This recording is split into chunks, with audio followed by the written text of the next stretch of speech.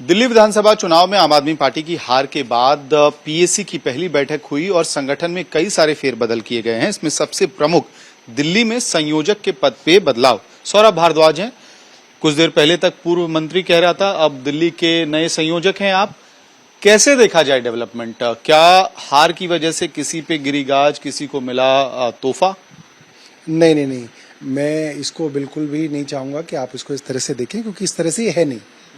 जो जिम्मेदारी दी गई है उसके लिए मैं बहुत धन्यवाद करूंगा अरविंद केजरीवाल जी और हमारी पूरी पॉलिटिकल अफेयर्स कमेटी का कि उन्होंने अपना भरोसा जताया और कोशिश करेंगे कि इसमें अच्छा काम हो। और तमाम ऐसे नेता जो हमारे सीनियर नेता हैं उन सबको अलग अलग राज्यों में बड़ी जिम्मेदारियां दी गई हैं।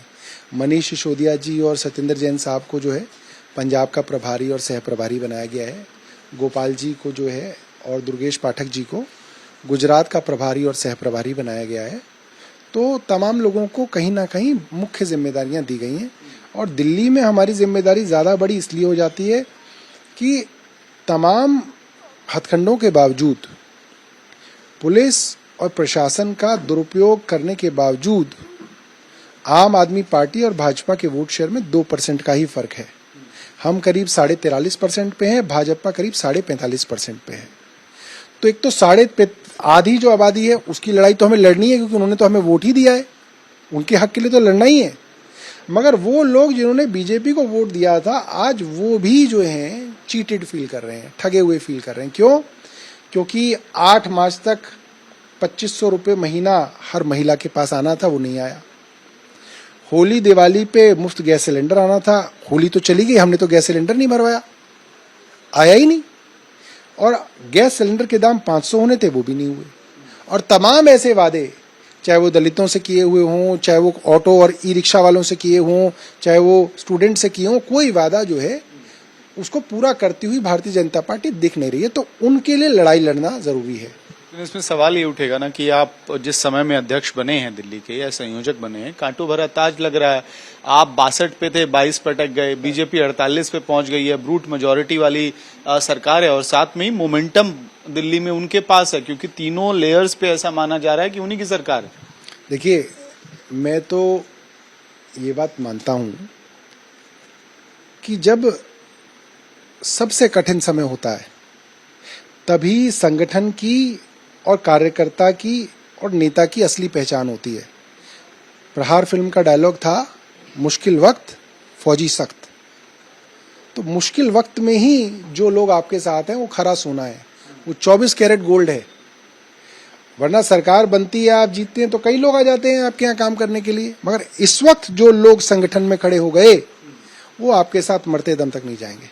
ये बहुत आसान बात है और बहुत अच्छी बात है कि इस वक्त आपको अच्छे बुरे का फर्क अपने पराये का जो फर्क है उसको करने के लिए मेहनत नहीं करनी पड़ेगी, दिख जाएगा। आपके लिए प्रायोरिटी क्या है? मतलब संगठन प्रायोरिटी होगी, बीजेपी को घेरना प्रायोरिटी है, या फिर जिसके लिए आप जाने जाते हैं धरना प्रदर्शन वाली पॉलिटिक्स?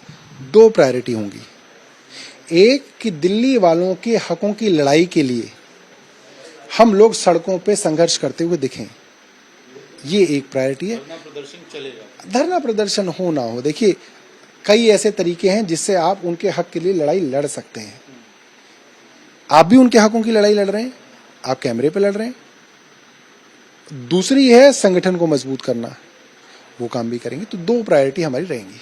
लेकिन क्या जो दिल्ली यूनिट है उसमें सॉफ्ट हिंदुत्व का प्रभाव भी ज्यादा दिखेगा? क्योंकि आप खुद भी बजरंगबली के भक्त के तौर पे खुद को प्रोजेक्ट करते आए पूरे चुनाव के दौरान या उसके पहले भी, और साथ में एमसीडी कैसे बचाएंगे, वो एक बड़ा चैलेंज है। नंबर्स अब आपके पास है नहीं मेजोरिटी वहां पे। देखिए,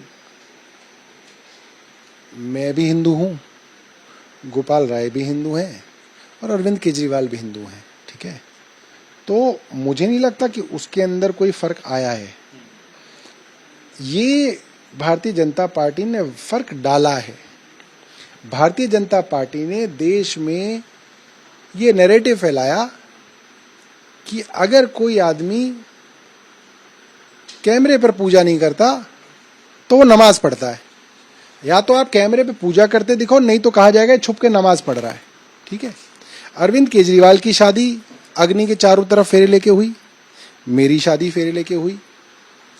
हमारे घर बच्चे पैदा होते हैं तो हवन होता है, अरविंद जी के यहाँ दिवाली के दिन भी पूजा होती है, मगर एक नैरेटिव दिखाया गया, तो उस नैरेटिव को हमको काउंटर करना है। और जो लोग भारतीय जनता पार्टी के झूठे नैरेटिव में आके फंस जाते हैं उन तक सच्चाई पहुंचाना है, उसके लिए कई माध्यम हो सकते हैं। देखिए, दिल्ली कैसे बचेगी, हमारी तो चिंता ये है, दिल्ली के लोग कैसे बचेंगे। अगर दिल्ली बच गई, दिल्ली के लोग बच गए तो एमसीडी, दिल्ली सरकार सब बचा लेंगे। सौरभ भारद्वाज कह रहे हैं मुश्किल वक्त फौजी सख्त, यही उनके संगठन का फॉर्मूला होगा। वीडियो सहयोगी कुंज बिहारी के साथ मैं अमित भारद्वाज, दिल्ली आज तक।